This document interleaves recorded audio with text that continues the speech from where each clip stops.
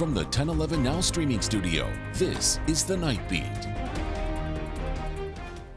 Good evening, I'm Danielle Shenk with your headlines for Tuesday, May 27th. A rollover crash in downtown Lincoln this afternoon blocked traffic, with one vehicle ending up on its roof. The crash near 14th and L Streets involving a Subaru and a minivan was reported just after 4 p.m. According to our reporter on scene, the minivan was towed away first, while the Subaru sat with heavy damage to the passenger side. It was eventually hauled away. Lincoln police say both drivers suffered minor injuries. Also this afternoon, a private jet made a nose-down emergency landing at the Lincoln Airport after experiencing landing gear failure. 6 people were on board, but thankfully there were no injuries reported. The runway was temporarily closed while crews responded. Only one Denver-bound flight was delayed, though it's unclear if it was connected to the emergency landing. And Lincoln Fire and Rescue says this morning's fire at Parkview Apartments near 10th and Adams is being treated as arson.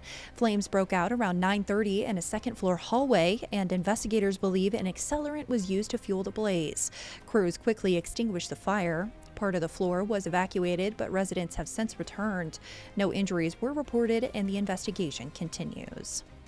Sticking with crime news, but moving to central Nebraska, a former paraeducator and basketball coach has been arrested following allegations of a sexual relationship with a student. 28-year-old Jonathan T. Shearham of Clarks faces 10 counts of child pornography possession. Investigators say he exchanged explicit content with the student over social media. He's currently in the Merritt County Jail. High Plains Community Schools confirms he's no longer employed.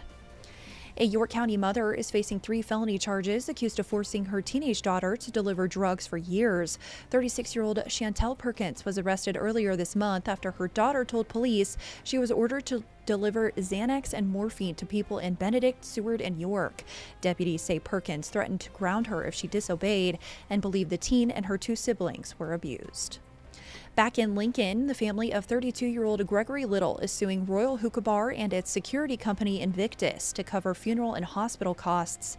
The lawsuit alleges both failed to follow safety protocols during the April 7th incident, including insufficient firearm training by Invictus guards and Royal Hookah's poor background checks on the security company. The suit was filed last week, and trial details are pending. From legal action to political tension, a town hall with Congressman Mike Flood turned contentious tonight in Seward as voters pressed him on federal spending. Standing beneath an image of the nation's soaring debt, Flood faced sharp criticism for supporting cuts to programs like Medicaid. Despite the unrest, he stood firm. When that bill was presented to the House, I voted for it in sync with almost the entire Republican conference, because at the end of the day, I have to focus on the things that matter, and it celebrates the country that we love and the continent that we love. Outside the school, protesters held signs accusing Flood of blind loyalty. At the state capitol, lawmakers sparred today over a bill that would redefine hemp and make Delta-8 and certain CBD products illegal.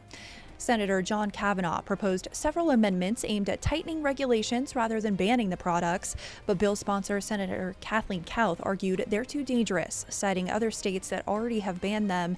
The bill did advance to the final round of debate. Ending with some health news tonight, Nebraska has confirmed its first measles case of the year in a vaccinated child from Sheridan County. State health officials say the child had no recent out-of-state travel, but did visit a local grocery store, preschool, and hospital. Anyone experiencing symptoms is urged to call ahead before seeking care. DHHS is now updating vaccine guidance for residents in the area. Rounding out your night beat is a check of the 7-day forecast.